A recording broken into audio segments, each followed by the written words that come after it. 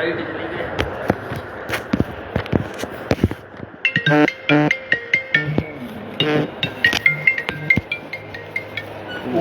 बढ़िया जी, अच्छा।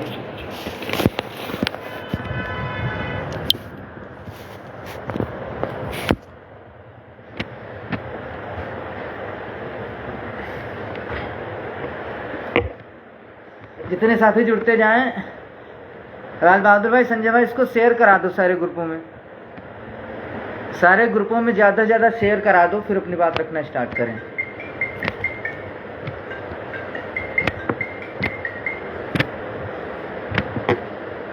सारे ग्रुपों में शेयर करा दो संजय भाई।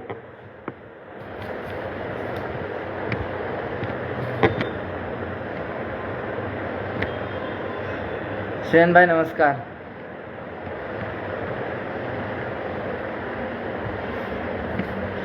संजय भाई सारे ग्रुपों में डलवा दो।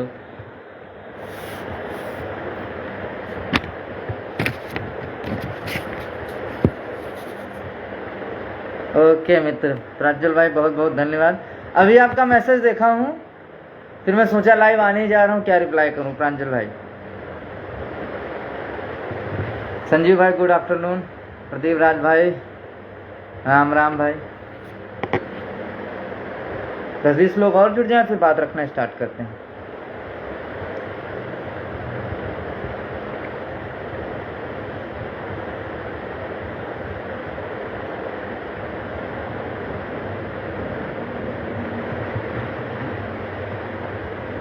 विशाल कसोदन नमस्कार। रवि भाई नमस्कार।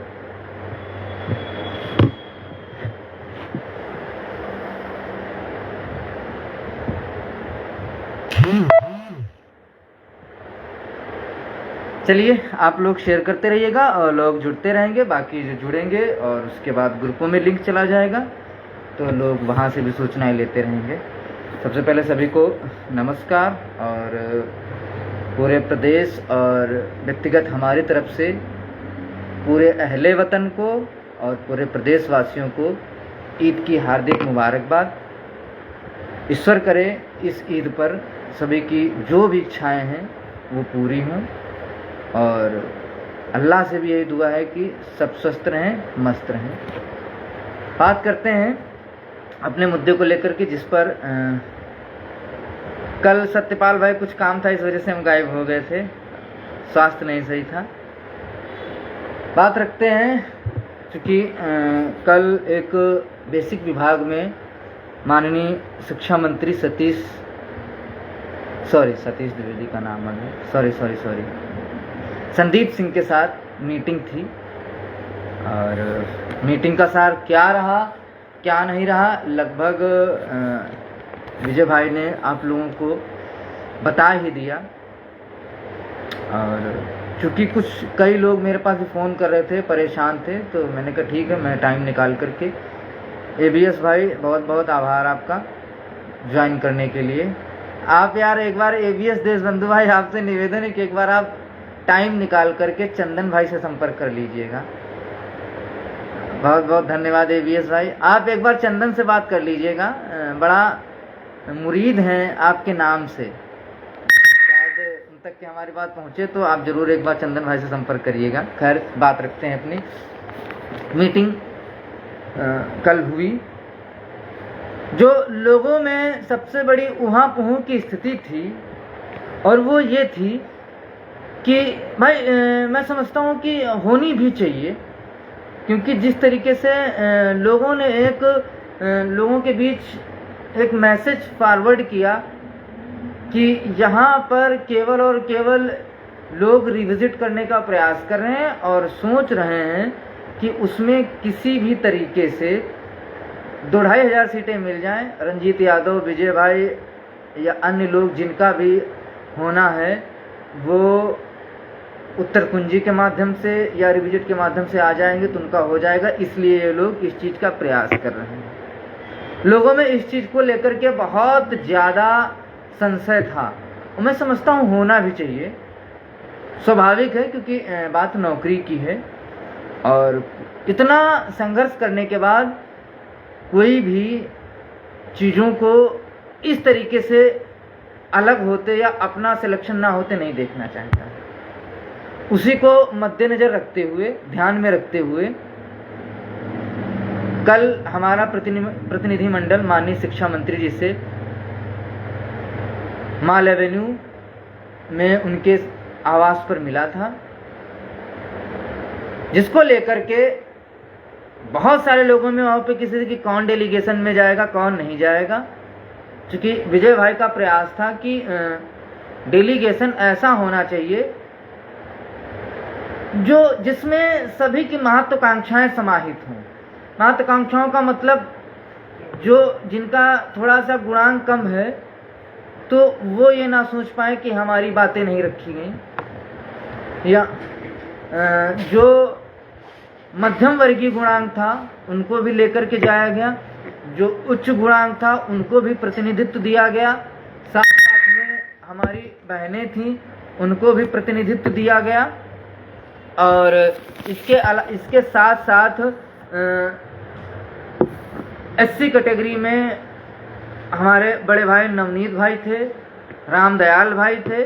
लगभग सारी चीज़ों को बैलेंस करते हुए कि कोई गलत मैसेज ना जाए लोगों में कि ये लोग गलत करवाने का प्रयास करें। क्योंकि जब हमारे अंदर किसी तरीके की कोई गंदगी नहीं है तो हम नहीं चाहते हैं कि और लोग बैठे हैं कि बस किसी तरीके से इनके प्रति कोई नकारात्मक चीज़ मिले, बस उसको लेकर के हम इशू बनाएं। तो उन सब चीज़ों को ध्यान में रखते कल हम लोगों की मीटिंग हुई, और चूँकि कई दौर की मीटिंगें अधिकारियों से भी हुई जो आप लोगों के बीच में शेयर नहीं की गई हैं। हफ्ते में मीटिंगें हम लोगों की होती रही अधिकारियों के साथ, लेकिन बहुत सारी चीज़ें आपसे शेयर नहीं की गई, ना हम शेयर करेंगे। मैं समझता हूँ और समझ भी रहा हूँ, और शायद आप लोग भी समझ रहे हो कि देखिए ये बेसिक की नौकरी है। आप सोचिएगा कि एक ट्रांसफ़र कराने के लिए, इवन मैं समझता हूँ कि यदि किसी व्यक्ति की सैलरी फंस जाए, उस सैलरी को बहाल कराने के लिए आपको 6-6 महीने, साल भर अधिकारियों के चक्कर लगाने पड़ते हैं। न अधिकारी मिलने को तैयार होते हैं, न माननीय शिक्षा मंत्री जी मिलने को तैयार होते हैं।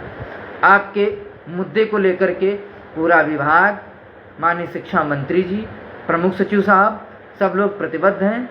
ये बात मैं नहीं बोल रहा हूँ, हमारी बड़ी बहन सुमन जी हैं, सुमन बघेल जी, वो स्वयं प्रमुख सचिव से मिली हैं।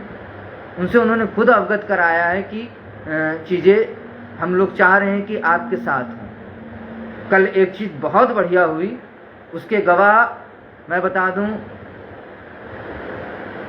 एक भैया जो एटा से आए थे, गंगवार करके कुछ नाम था, मुझे एग्जैक्ट नाम अरुण गंगवार करके नाम था। चाहे आप उन लोगों से पूछ लीजिए, रीता शेखर दीदी थी, नवीन भाई थे, सब लोग थे, आप किसी से पूछ सकते। शिक्षा मंत्री का मेन फोकस था कि हम पूरी 6800 को लेकर के साथ में चलेंगे। मतलब हम एक पद न कम करने वाले हैं, ज़्यादा का हमें पता नहीं है।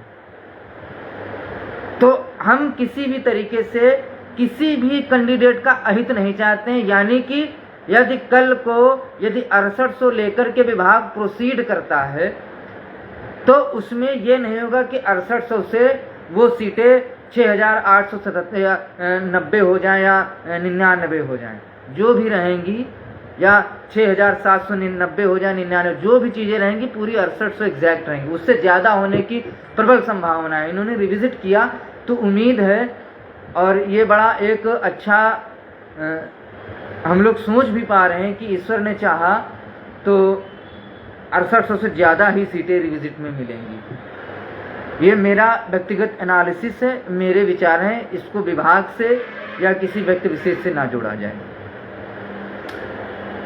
तो ये कल की मीटिंग के कुछ मैंने बातें रखी हैं। मीटिंग बहुत सकारात्मक रही है। लोग उस पर क्या टिक्का टिप्पणी करते हैं, मुझे लगता है कि बहुत ज़्यादा उस पर हम लोगों को ध्यान नहीं देना चाहिए। आप लोगों को पता होना चाहिए कि जब हम लोग थर्ड काउंसलिंग के लिए प्रयास कर रहे थे, लीगली तौर पे बिल्कुल सही थी, नियम कानून सारी चीज़ें बिल्कुल सही थी, तब उन्होंने उस चीज़ को 1.5 साल लंबा खिंचवा करके संघर्ष करा करके तब नियुक्ति दी। भले उसमें हमारा नहीं हो पाया, लेकिन हमारे बहुत सारे भाइयों का भला हुआ और आज वो बेसिक में अपनी सेवाएं दे रहे हैं। साथ साथ मैं आप लोगों को बताता चलूं कि जिस तरीके से विभाग का माननीय शिक्षा मंत्री का इंटेंशन है, मैं समझता हूं कि ईश्वर ने चाहा तो बहुत जल्द हम लोग जिस चीज़ के लिए हमने सपने देखे हैं, अपने माँ बाप को सपने दिखाए हैं और अपने समाज में खोया हुआ सम्मान पाने के जो सपने देख रहे हैं, ईश्वर ने चाहा तो बहुत जल्द पूरे होंगे। अब बात आती है कि 30 अप्रैल को लेकर के बहुत बड़ा इशू बनाया जा रहा है।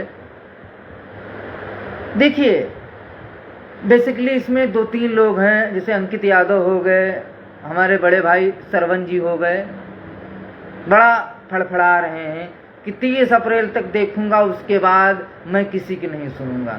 तो देखिए सरवन भाई, आपको मैं अवगत कराता चलूं कि आपके पास लगभग जो मेरी जानकारी है समथिंग 8 लाख के समथिंग रुपया आ चुका है। ठीक है, आप चाहो तो कल के कल डीवी चले जाओ। मुझे नहीं लगता है कि आपके पास विजय भाई ने व्यक्तिगत कॉल की होगी, ने रंजीत यादव ने व्यक्तिगत कॉल की होगी, या किसी ने कॉल की होगी, मत जाना। यदि हमने मैसेज डाला है, यदि विजय भाई ने कोई मैसेज लोगों में डाला है कि आप लोग 30 अप्रैल तक इंतजार करिए, तो कुछ न कहीं त्रिलोकी भाई नमस्कार, ठीक है भैया, कहीं न कहीं हम लोगों को लग रहा है कि चीजें हमारे पक्ष में हो सकती हैं। वो 30 अप्रैल भी हो सकती है, 15 मई भी हो सकती है, 30 मई भी हो सकती है। लेकिन हम लोगों ने एक अपने ये समझिएगा कि हम लोग जब मेहनत करते हैं, जब अधिकारियों मंत्रियों से मिलते हैं, तो एक जो अपना लक्ष्य निर्धारित करते हैं वो टुकड़ों में निर्धारित करते हैं कि हमें 30 दिन में या 30 तारीख तक के हमें हर हाल में कुछ विभाग से इशू करवा लेना है। अब उसको कुछ लोग विजय भाई को शिक्षा मंत्री घोषित किए दे रहे हैं या अधिकारी घोषित करें कि उनका 30 तारीख का मतलब 30 तारीख। अरे यार, तुम्हारे बाप के नौकर हैं, तुम्हारा चंदा खाए हैं। प्रदेश में, पूरे प्रदेश में कोई बता दे, पूरे प्रदेश में कोई बता दे कि रंजीत यादव का कभी सोशल मीडिया पे अकाउंट आया हो, या पूरे प्रदेश में यहाँ पे 150 लोग मुझे सुन रहे, कोई सिंगल लड़का मैसेज कर दे कि रंजीत यादव ने हमें पर्सनली मैसेज करके 1 रुपया मांगा है। मैं फिर आज बताता चलूं, ये जो प्रयास हो रहा है, मैं अपनी व्यक्तिगत नौकरी के लिए प्रयास कर रहा हूं।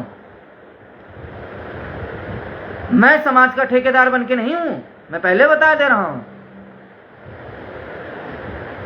हाँ, मेरे प्रयास से यदि 6800 भाइयों का हो रहा है, बहुत अच्छा। थर्ड काउंसिल में प्रयास किया गया, 6696 लोग नौकरी कर रहे हैं, हमारा नहीं हुआ। हमने कहीं ऊंच नीचे लकड़ी नहीं की कि हमारा नहीं हुआ तो मतलब जब तक रंजीत यादव तक के मेरिट ना आए तब तक चीजें गड़बड़ ही चल रही हैं। हमने उसको अपना भाग्य मान करके स्वीकार किया कि मेरी किस्मत में नौकरी नहीं थी, मैं आगे बढ़ गया। मैं स्पेशली निवेदन करूंगा सरवन भाई से और अंकित यादव से कि तुम्हारे बाप के नौकर नहीं है, ठीक है, जो तुम हमारे हारने का इंतजार करो कि 30 अप्रैल जैसे खत्म होगी हम डीबी चले जाएंगे। अरे तुमको रोका किसने है यार डीबी जाने से? तुम कल चले जाओ, तुम आज चले जाओ, मन करे अभी के तुरंत चले जाओ। तुमको रोका किसने है? तुम्हारे पास 8 लाख रुपए है, जैसे मन करे वैसे चले जाओ। लेकिन जो नौकरी तुम्हें 2 महीने में, 15 दिन में मिलनी है, क्या कोई गारंटी लेने वाला है? आप 2 महीने, सिंगल बेंच का ऑर्डर है 3 महीने का, आप 3 महीने इंतजार नहीं करोगे, लेकिन डीबीओ सुप्रीम कोर्ट के लिए 3 साल का इंतजार करना मुनासिब समझते हो? कोई जिम्मेदारी लेगा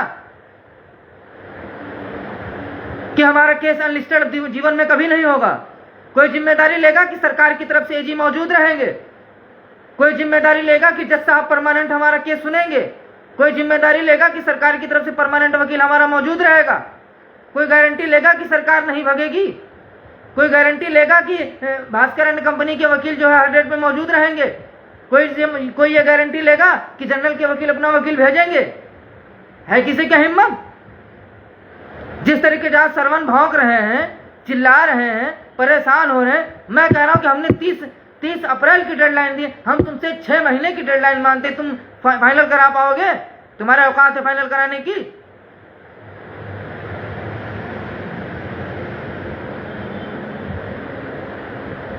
ढंग से हिंदी नहीं बोल पाते हो, आए हो सुबह से दिमाग खराब। अरे तुम्हारा मन हो, तुमको रोका किसने है भाई? तुमको रोका किसने है? मुझे तो नहीं लगता किसी ने रोका। तुम्हारा मन करे तुम आज फाइल कर दो, लेकिन याद रखना कि इस बार पिछली बार का नहीं था कि राज बहादुर जैसे हमारे भाइयों को तुमने पैसा ले लिया और याची ही नहीं बनाया, फिर वो हमारे पास फोन कर करके परेशान हो रहे हैं। कईयों शिकायतें तुम्हारी हैं, हमें उससे कोई लेना देना नहीं। हम फिर कह रहे हैं कि तुम्हारा मन करे आज तुम चले जाओ। टेबल पर फाइल देखने वाला तुम ही हो ना, भीमसेन यादव? नहीं भाई, हम नहीं। तुम्हारी अम्मा थी या तुम्हारी बहन होगी, हम तो नहीं थे। तुम्हारी अम्मा या तुम्हारी बहन में से कोई था, हम नहीं थे। ठीक है, तो मैं बता दूं कि यदि आपको जाना है तो आप तत्काल जाओ। आप कोई, यदि आपको विजय भाई रोकें, अमरेंद्र भाई रोकें, रंजीत यादव रोकें या कोई अन्य रोके, तब आप बोलो कि हमें रोका गया, हमें रोका गया, हमें जाने से रोका गया। हमें यह भी पता है कि तुम्हारी इतनी अंदर क्षमता नहीं है कि तुम ढंग से ड्राफ्टिंग करा पाओ।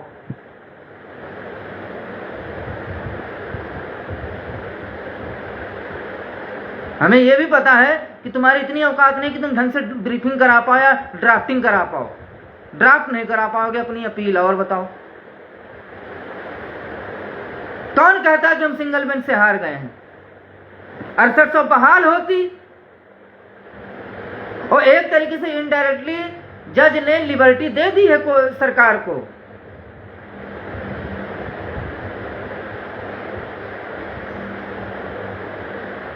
एक तरीके से कोर्ट ने सरकार को लिबर्टी दे दी है कि आप जो सरकार चाहती थी वही हुआ। भाई अगर 867 की लिस्ट को उन्होंने रिविजिट के लिए बोला, इसका मतलब है कि कोर्ट ने गलतियां मानी हैं, सरकार ने अपनी गलतियां मानी हैं, तभी वो रिविजिट के लिए बोल रहे हैं। यदि वो रिविजिट को ना बोलते तो या फिर ये जो एक उन्होंने ये बताया है कि जो लोग बाहर हो रहे हैं आप उनके लिए कोई स्पेशल नियम बना सकते, क्या जरूरत थी कोई कानून बनाने की? क्या जरूरत थी? यानी कि ये दिमाग में जज के भी है और सरकार के भी है कि गलतियां हमने की थी, उसको जज ने एक्सेप्ट कर लिया है। उसी की एवज में उन्होंने हमें लिबर्टी दी है कि आप किसी भी 256 का पावर दे दिया है कि आप जो बाहर हो आप उनको अंदर लीजिए और आप 67 की लिस्ट को कोर्ट के आदेश के माध्यम से, अभी तक के आपने स्वयं रिविजिट की थी, आज आप अपने कोर्ट के आदेश के माध्यम से आप रिविजिट करिए ताकि वो और ज्यादा विश्वसनीय हो जाए वो लिस्ट और ज्यादा पारदर्शिता के साथ लोगों के समक्ष आ सके। इसलिए कोर्ट ने आदेश दिया कि चाहे अब रिविजिट में वो 6700 आए, 8000 आए, 7112 आए, क्या है वो अलग बात है।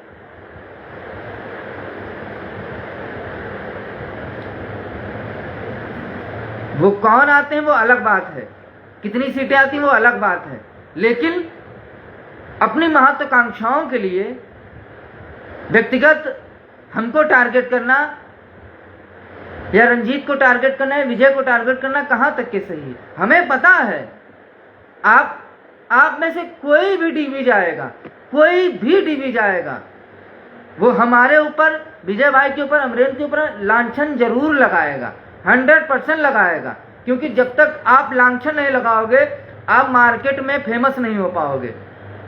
जब तक आप फेमस नहीं हो पाओगे लोग आपसे याची नहीं बनेंगे। जब तक याची नहीं बनेंगे तब तक तुम्हारा चंदे का धंधा नहीं चल पाएगा। जब तक चंदे का धंधा नहीं चल पाएगा तब तक तुम लखनऊ में नहीं रुकोगे। लखनऊ में आते हो, तुमको ढंग से बोलना नहीं आता है, पेचिस आने लगती, तुम अधिकारियों के मिलने नहीं जाते हो।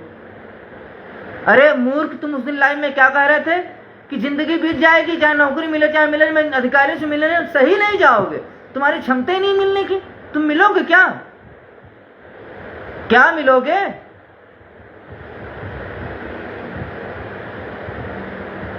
क्या अधिकारियों से मिलोगे? तुम्हारी क्षमता है मिलने की? बेवजह लड़ाई ना पालो, बेवजह टारगेट करना बंद कर दो। 1.5 साल टारगेट किए, बदले में क्या हुआ सब लोग देख रहे हो। सब लोग देख रहे हो कि जो टारगेट हुए 1.5 साल में क्या निकला। टारगेट ना करो। आप पूरा प्रदेश सुनेगा इस वीडियो को, समझना। जो भी 6800 में से कोई भी डीबी में जाएगा वो 1000 लांछन हमारे ऊपर लगाएगा, विजय भाई के ऊपर लगाएगा, अमरेंद्र के ऊपर लगाएगा, तभी वो जाएगा। ईमानदारी से नहीं जा सकते हो, मतलब एकदम चिल्लम चिल्ली नहीं करोगे, नहीं मानोगे। जब तक मुंह नहीं खुलवाओगे नहीं मानोगे। एक मनोज चौरसिया है जो अपने घर का नहीं हुआ, उसके खुद के घर के 6800 की लिस्ट में थे, उनका नहीं हुआ, वो हमको, अरे मुझे टारगेट करके तुमको क्या मिल जाएगा? मैं तुम्हारा जीजा हूं जो मुझे टारगेट कर रहे हो? तुमको डीबी में जाना है, सुप्रीम कोर्ट जाना है, इंटरनेट, तुमको रोका कौन है यार? जाओ ना। किसने रोक दिया तुमको कि ना जाओ? मुझे तो नहीं लगता किसी ने रोका है, जाओ। लेकिन याद रख लेना, जा तो रहे हो, राहुल मौर्य बनकर वापस मत आना। डीबी जिसको ज्यादा चिल्लम चिल्ली मची है चला जाए, लेकिन राहुल मौर्य बनकर के मत आना कि डीबी गए, राजन राय से ऐसा ऑर्डर लिखवा लेकर के आए कि पूरा 6800 रगड़ गया रगड़ गया रगड़ गया।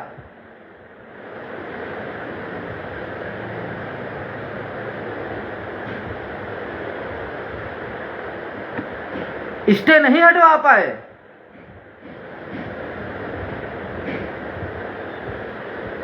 तो ऐसा काम मत करिएगा, क्योंकि और हाँ, सबसे बड़ी बात यह है, जो लोग कहते हैं कि डीबी चलना, अरे ज्यादा तुमको शौक है ना, जाओ अपनी जमीन जरिया बेच डालो, लड़ो जाके, नौकरी तो तुम्हारी भी है ना।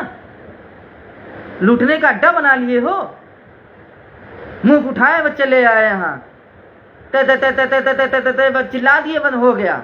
आके 10 एलिगेशन हमारे ऊपर, 20 एलिगेशन विजय भाई के ऊपर, 50 एलिगेशन अमरेंद्र के ऊपर लगा करके बस डीबी चलो, हो गया कल्याण, चलो डीबी। इतना शौक तुमको लड़ने का है ना, जाओ अपनी जमीन जरिया बेच डालो, जाकर जमीन जरिया बेच के खूब डीबी लड़ो, देखें कौन रोकने आता है।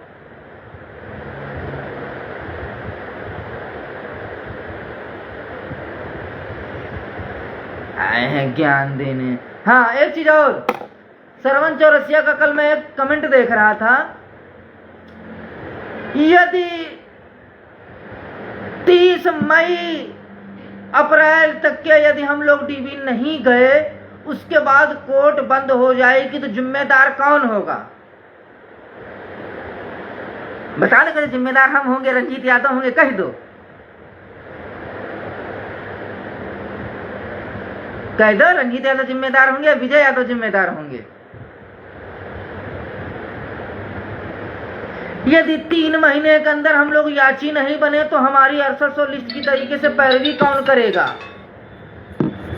एसएस पैरवी कौन करेगा? अरे याद कर लो, बहुत अच्छे से आप लोगों को मैं अवगत करा दूं, बहुत अच्छे से अवगत करा दूं। जब 6800 की लिस्ट आई, उससे पहले 2 साल से 1356 का मामला चल रहा था, रॉबिन सिंह उसमें थे, ठीक। उसके बाद भी 2 साल के बाद मैं बता दूं, जब 6800 की लिस्ट आई है, उसके बाद भारती पटेल की याचिका आई। चाहते तो कोर्ट नहीं एक्सेप्ट करती, नहीं तुम शुरू में क्यों नहीं आए, अब नहीं जुड़ पाओगे, ये कैसे होता है? कहीं कुछ जज ने बोला, उनका लोकस था, उसको लगा हम पीड़ित हैं, जज ने कहा सुनेंगे हम। 2 साल के बाद वो आई।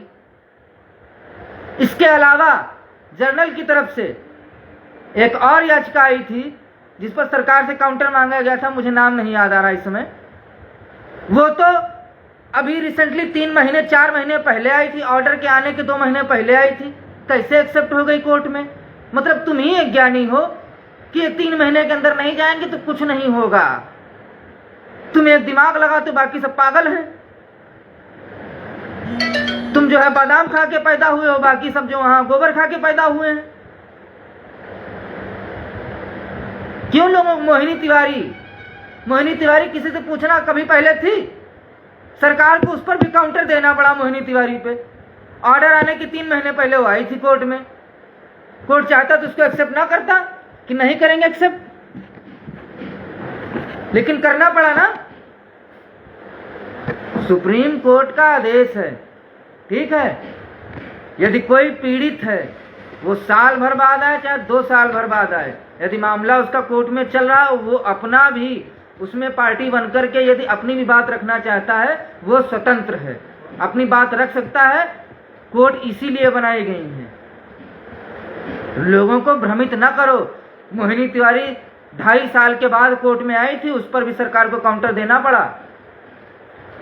और यही लड़ने वाले सुशील और भास्कर थे, सरकार का काउंटर नहीं ले पाते थे। मोहिनी तिवारी पर काउंटर सरकार को देना पड़ा। सरकार नहीं चाहेगी ना।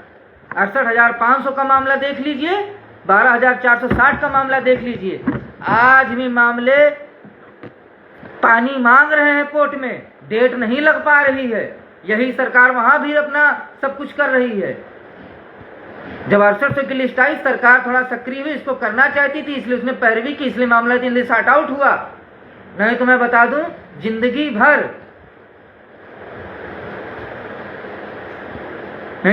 भर कोर्ट खेलोगे। अरे कोर्ट कहीं भागा जा रहा है? हमें प्रयास करने दो, प्रयास कर लिया जाए। सरकार भी साथ में है, कह रहे हैं, प्रयास करने में क्या जाता है? नहीं होगा तो अंतिम विकल्प हमारे पास कोर्ट है ही है, देखा जाएगा। फिर जैसा आप लोगों की सहमति बनेगी वैसा जो है लड़ा जाएगा। उसमें भी मैं बता दूं, आज मैं लिखित में दे रहा हूं, यदि ईश्वर न करे कभी डीबी जाना पड़े, और उम्मीद है कि जाना नहीं पड़ेगा, जो अभी तक की पैरवी रही है, ईश्वर ने चाहा तो डीबी नहीं जाना पड़ेगा। यदि 1% भी डीबी जाना पड़ेगा तो रंजीत यादव का अकाउंट नहीं होगा। सरवन चौरसिया, ध्यान से सुन लो, रंजीत यादव का अकाउंट नहीं होगा। यदि डीबी जाना पड़ा, उसी दिन रंजीत यादव लड़ाई छोड़ देंगे और बताओ, अपना काम धंधा, अपनी पढ़ाई पर ध्यान देना स्टार्ट कर देंगे। कहना बहुत कुछ चाहते हैं, लेकिन कुछ मर्यादाएं हैं जिनको हम नहीं कह सकते।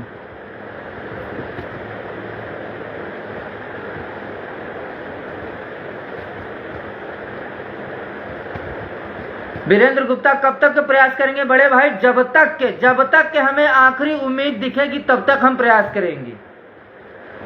आपको क्या लगता है कि आपके घर में कोई बुजुर्ग आदमी हो, उसकी सांसें अटकी हो, और आप इंतजार में बैठे हो कि नहीं ये मरे, जल्दी इसको फूंक दे।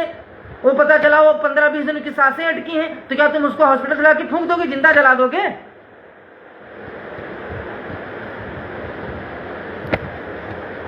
जब तक कि हमें अंतिम राह भी हमें नजर आएगी कि हम कुछ कर सकते हैं, हम प्रयास करेंगे।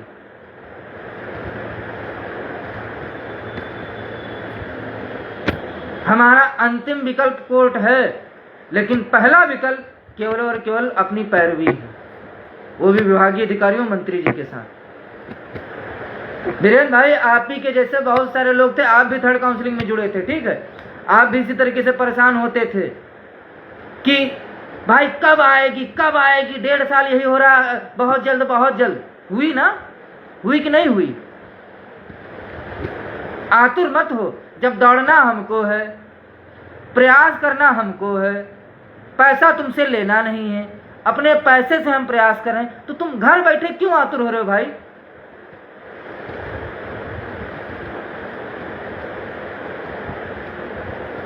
वीरेंद्र भाई, आप क्यों आतुर हो रहे हो भाई? आपसे चंदा तो लिया नहीं जा रहा है, आपको लखनऊ तो बुलाया नहीं जा रहा है, फिर आतुर क्यों हो रहे हो? और मैं एक चीज बता दूं, बहुत ध्यान पूर्वक सब लोग सुन लो। देखिए, हम लोग निश्चल भाव से, किसी भी तरीके से कपट कुंठिता की भावना से ग्रसित होकर कोई काम नहीं कर रहे हैं, और ना ही हम पैसे ले रहे हैं, न हमारी जरूरत है पैसे की। हम जो भी प्रयास कर रहे हैं, हमारे लोग जो भी लगे हुए हैं, उनकी व्यक्तिगत महत्वाकांक्षाएं, नौकरी, अपना परिवार, उनको ध्यान में रखते हुए हम 6800 की पैरवी अधिकारियों और मंत्री जी से कर रहे हैं। हम आपसे पैसा लेके कोई काम नहीं कर रहे हैं कि आप हमारे ऊपर कोई एलिगेशन लगाएं। और मैं बता दूं, ध्यान से सुन लो, अब कोई एलिगेशन लगाना भी नहीं। जो एलिगेशन लगाएगा, गौतमपल्ली थाने में उसका पिछवाड़ा उभरवा दिया जाएगा, जो चिपका हुआ उसको उभरवा दिया जाएगा, ये भी समझ लीजिएगा। न गंदा बोलेंगे अब, न गंदा सुनेंगे, अपनी तरफ से कभी कुछ नहीं बोलेंगे। न हम आपसे पैसा लेंगे, न हम आपकी एक बात सुनेंगे। आपको हमारा काम समझ में नहीं आता है, आप स्वयं आकर के 10-20 लोग अधिकारियों से मिलिए, मंत्री से मिलिए, पैरवी करिए, हमें कोई दिक्कत नहीं, हमें कोई आपत्ति नहीं। आप आओगे, अपनी नौकरी का प्रयास करोगे, हम आएंगे, अपनी नौकरी का प्रयास करेंगे। हम जा रहे हैं, अपनी नौकरी का प्रयास कर रहे हैं, आप आओ, अपनी नौकरी का प्रयास करो। लेकिन बेवजह एलिगेशन लगाना या खुद अपने आप को बेवजह गाली देना किसी को, तुम्हारे बाप के नौकर नहीं है किसी के, तो इस बार जो बेवजह की बातें करेगा तो इतना इतना जरूर सुझवा देंगे पिछवाड़ा, याद रख लेना। यही तो गौतमपल्ली में हम तो कुछ बोलेंगे नहीं, जो बोलेगा वो झेलेगा। आपका प्रश्न तब बन सकता है जब हम आपसे पैसे ले हों। हम पैसा नहीं ले रहे हैं, हम डेली लखनऊ में दौड़ भाग रहे हैं, 40-42 का टेम्परेचर है, डेली हम दौड़ते भागते हैं, और आपसे हमें कोई दिक्कत भी नहीं। हम ये भी आप लोगों से नहीं कहते कि आप लोग क्यों नहीं आते हो। भाई हमें भी पता है कि प्रदेश का 600, 500, 400, 300 किलोमीटर का लड़का लखनऊ में ही समय नहीं दे पाएगा। इस बेरोजगारी में, गरीबी में वो बेचारा अपना खर्च देखे कि लखनऊ का खर्च उठाए। ये चीज हमको भी पता है, ईश्वर ने हमको लखनऊ का निवासी बनाया है, हम लाभ उठा रहे हैं, हम पैरवी कर रहे हैं। उसके साथ साथ उस पैरवी से मैं समझता हूं कि पूरे 6800 या उससे ज्यादा लोगों का भला होगा। तो ये हमारा सौभाग्य होगा कि हमारे प्रयासों से लोगों को जीवन में खुशियां आएं। तो बेवजह एलिगेशन ना लगाए जाएं। सरवन चौरसिया, आपसे भी निवेदन है, आपको डीवी जाना, आप तत्काल जाइए, कोई दिक्कत नहीं, लेकिन बेवजह रंजीत यादव पर एलिगेशन मत लगाइए। ना हम आपके ऊपर एलिगेशन लगाएं, ना आप हमारे ऊपर एलिगेशन लगाएं।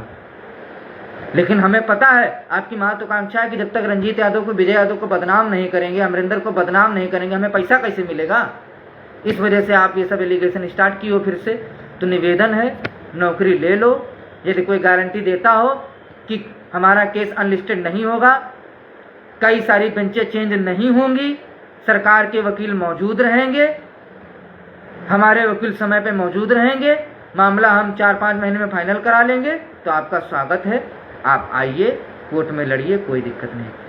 आप लोग 3 साल की बजाय यदि आप 3 महीने में नौकरी के लिए आतुर हो रहे हैं, 3 महीने का, 10 दिन का, 15 दिन का, 30 अप्रैल तक का, 25 मई तक का, जून तक का, जुलाई तक का इंतजार नहीं कर पा रहे हैं, आप लोग परेशान हुए जा रहे हैं, आपका पीड़ाएं हो रही हैं, और कोर्ट में आप 3 साल लड़ने के लिए प्रतिबद्ध हैं, तो ऐसे लोगों की हमारी शुभकामनाएं, आप कोर्ट में लड़िए। हम 3 महीने प्रेफर करेंगे नौकरी लेने के लिए, 3 साल नहीं लेंगे। एक चीज और आप लोगों को अवगत करा दूं, जिन लोगों के दिलो दिमाग में ये चल रहा है कि टीम टूट गई है, आपस में मतभेद हैं, ऐसा कहीं कुछ नहीं। सबकी व्यक्तिगत लाइफ में कुछ न कुछ काम होते हैं, फैमिली होती है। कभी जहां हम पहुंच पाते हैं वहां हो सकता है कि हमारे दूसरे साथी नहीं पहुंच पाए, जहां वो पहुंच पाते हम नहीं पहुंच पाते, जहां हम जाते हैं वो नहीं आते हैं, पहुंच पाते हैं। तो जैसा परिस्थितियां बनती हैं उसके अकॉर्डिंग हम लोग पहुंचते हैं। लेकिन हमारी टीम में किसी तरीके का कोई मतभेद नहीं, सब एक हैं, सबका पर्याय केवल एक है, नौकरी। सबका ध्येय केवल एक है, नौकरी। इसके अलावा हम लोगों का दूसरा कोई ध्येय नहीं बचा है इस जीवन में। किसी भी तरीके की कोई फूटन नहीं है टीम में, किसी तरीके का कोई मतभेद नहीं है और किसी तरीके की कोई कुंठित भावना नहीं है हम लोगों की। इसलिए आप लोग निश्चिंत रहें, हमारा प्रयास है और ईश्वर ने चाहा। एक चीज मैं बता दूं, प्रयास एक दिन सफल होगा, 100% सफल होगा। देख लेना, आप लोग भी कहने आओगे कि हाँ आप लोग सही बोलते थे। मेरे भाइयों, हमें 3 महीने का समय मिला है, हम क्यों आतुर हो रहे हैं? जो लोग ये बोलते हैं कि 3 महीने बाद आप याची नहीं बन पाओगे, ये नहीं कर पाओगे, वो सब दूसरे के तरीके के लोग हैं। आप लोग परेशान ना हो, चीजों को जैसे चल रही चलने दीजिए, बहुत अच्छे ट्रैक पे चल रही हैं। मेहनत पे भरोसा कल भी था, आज भी, आगे भी रहेगा। बाकी किसी का कोई प्रश्न हो तो 5 मिनट का समय है, आप लोग प्रश्न पूछ लीजिए, हम जवाब दे देंगे।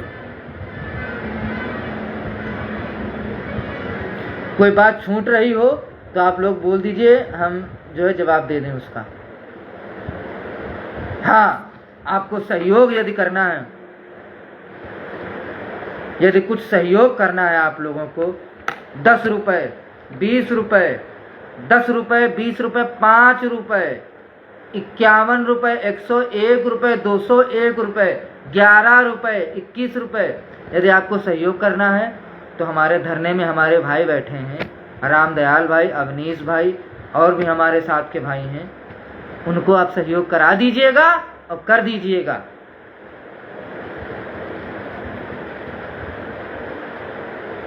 ताकि हाँ अवनीश भाई पूछो।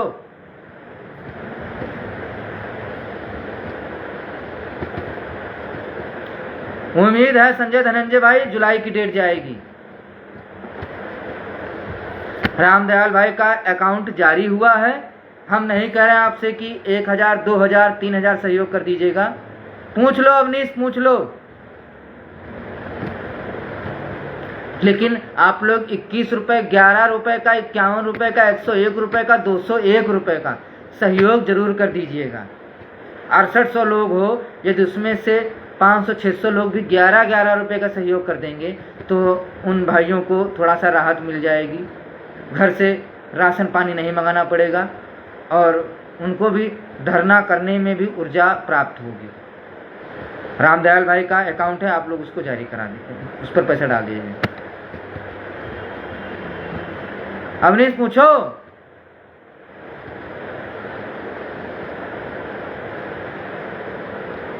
अरे छोड़ो, उसको क्या है कहना।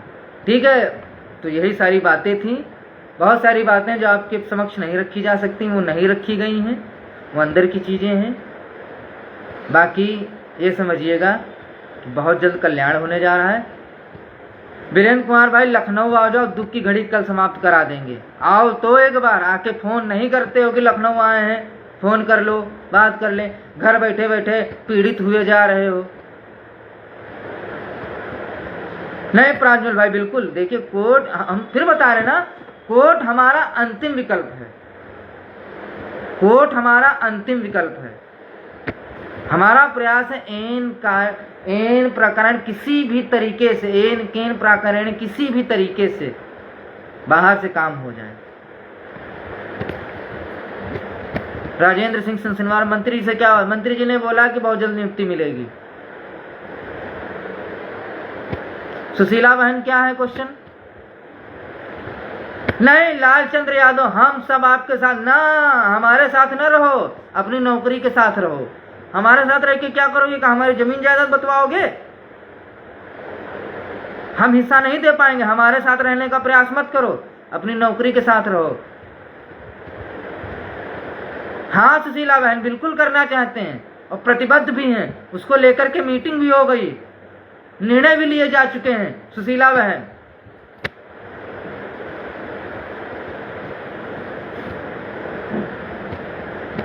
और किसी का कोई क्वेश्चन?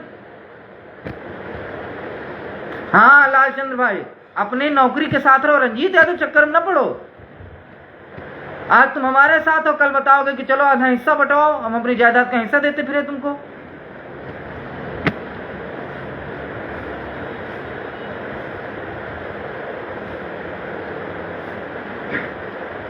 अपनी नौकरी के साथ रहो। और मैं बता दूं, सब लोग बीटीसी बीएड पास हो, अपने को स्वयं समझो, जानो, समझो हर तरीके से। और एक चीज बता दें, एक मीडिया प्रभारी है, उबला जा रहा है। मैं देख रहा हूं दोनों चौरसिया बंधु जो है इस समय मीडिया प्रभारी के मार रेल बनाए पड़े हैं, क्योंकि मीडिया प्रभारी उधर रेल बनाया है और मीडिया प्रभारी की ये लोग रेल बना रहे हैं। बड़े भाई सुशील कश्यप जी को ईद की मुबारकबाद और शुभकामनाएं। जानकारी ये भी मिली है कि सुशील और भास्कर भाई ने लगभग 3000 लोगों को याची बनाया है 2000 के हिसाब से एवरेज। ये जानकारी हमें राजेश चौधरी ने 3 दिन पहले फोन पे जानकारी दी थी कि रंजीत भाई हमारे पास लगभग 3000 याची बन गए हैं, जिनमें से 500 रुपए पर याची के हिसाब से हमें दिया जा रहा है और 2000 रुपए भास्कर और सुशील भाई ले रहे हैं। इस हिसाब से 60 लाख रुपए हमारे पास आ चुके हैं। उस 60 लाख में हमने 10 लाख में अपनी ड्राफ्टिंग करा ली है, वकील को भी उतार दिया, 50 लाख रुपए हमारे अंदर हो गए। अब बताओ नौकरी की चाहत किसे है? चाहत रंजीत यादव का, अमरिंदर को, विजय को, इसलिए लखनऊ में दौड़ रहे हैं। वो लोग आराम से काला फिराक पहन, अब हम सॉरी कोर्ट के बारे में कुछ नहीं बोलूंगा, माफ करिएगा आप लोग। कोर्ट का काला गाउन पहन करके फोटो डाल देते हैं सुशील उशील और कहते हैं देखो हम प्रतिबद्ध हैं, हम प्रतिबद्ध हैं। अब ये तो सुशील भाई आप अपने चौधरी जी से पूछेगा, वो सही बताने की झूठ बोल रहे हैं, हमें तो नहीं जानकारी है। तो भाई मैं बता दूं, आप 10 साल नौकरी करोगे, 1 साल में 6 लाख कमाओगे। 10 साल नौकरी करोगे तब 60 लाख रुपए बनेगा। यहाँ लोग 15 दिन में 60 लाख रुपए कमा लिए हैं। तो नौकरी की जरूरत किसको है? और भी सुप्रीम कोर्ट का मामला उधर सेट कर रखे हैं।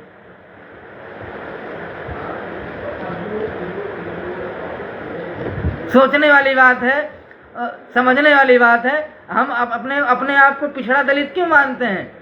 60, 61, 62, 63, 64 वाला नौकरी का दावा ठोकरा करा, याची लाभ मिलेगा। हाँ, और चंद्रचूड़ साहब वहां याची लाभ लिए बैठे हैं सुप्रीम कोर्ट में।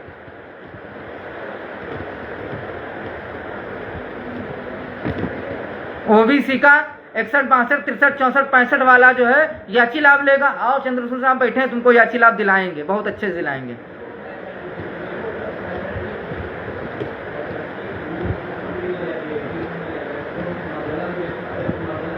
हाँ, तुमको याची लाभ दिलाएंगे। सुशील भाई, कोर्ट के बाहर ही 6800 सीटें मिली हैं और मैं बता दूं कोर्ट के बाहर ही 7112 सीटें मिलने जा रही हैं। दिमाग में बिठा लीजिए। और सुशील भाई, मैं बता दूं सुप्रीम कोर्ट तक के चक्कर लगाओगे, 2-2, 3-3 एजेंसियां और खोल लोगे, मजे ले रहे हो पूरे। हाँ, बिल्कुल जो है गाड़ियां बुक हो गई, सारी चीजें हो जाएंगी। लेकिन मैं बता दूं, आप लोग जो है पिछड़े दलितों की पतलून ढीली कर दिए हो। खुद तो मजबूत हो गए हो, लेकिन पिछड़े दलितों की पतलून ढीली कर दिए हो। इतना तुम लोगों ने मोह दिखा दिया है उनको। सोचिए, सुप्रीम कोर्ट का आदेश था, सुप्रीम कोर्ट के आदेश में उत्तर कुंजी में बोला गया कि जो भी आदेश दिया जा रहा है उसमें यही बोला जा रहा है कि जो आदेश है उसमें यह कहा जा रहा है, ऐसे अभ्यर्थी जो विभाग के अनंतिम कटाव में आ रहे हैं, यानी कि अंतिम कटाव में आ रहे हैं, जो उसको पार करें केवल उनको नियुक्ति दी जाए। 61, 62, 63, 64, 65 ये अच्छी लाभ लेंगे। चंद्रचूड़ साहब वहाँ बैठे हैं, बिल्कुल बगैर छिला हुआ बांस लिए बैठे हैं इस बार। और सुशील भाई, हम देखेंगे कैसे झबला उठा के भगते हो इस बार। चलिए, आप सभी का बहुत बहुत धन्यवाद जुड़ने के लिए, शुभकामनाएं। सुशील भाई, नाराज मत होइएगा, थोड़ा सा मजा ले लिया हूँ, उस चीज़ के लिए नाराज मत होइएगा। आप बड़े भाई हैं हमारे, आपका बड़ा सम्मान है और आप छोटे भाई के तौर पे हमेशा प्यार करते हैं हमें। हमारा आपका स्नेह संबंध ऐसे बना रहे। ठीक है, बहुत बहुत धन्यवाद आप सभी का जुड़ने के लिए, हमारी बातों को सुनने के लिए। श्रवण भाई, आपसे भी निवेदन है, चीज़ों को बहुत ज़्यादा हमारे दिल पे मत लीजिएगा। आप आरोप प्रत्यारोप नहीं करोगे, रंजीत यादव कभी नहीं बोलेंगे। आप सभी का बहुत बहुत धन्यवाद। एक बार फिर से ईद की सभी को तहे दिल से हार्दिक बधाइयाँ एवं शुभकामनाएं।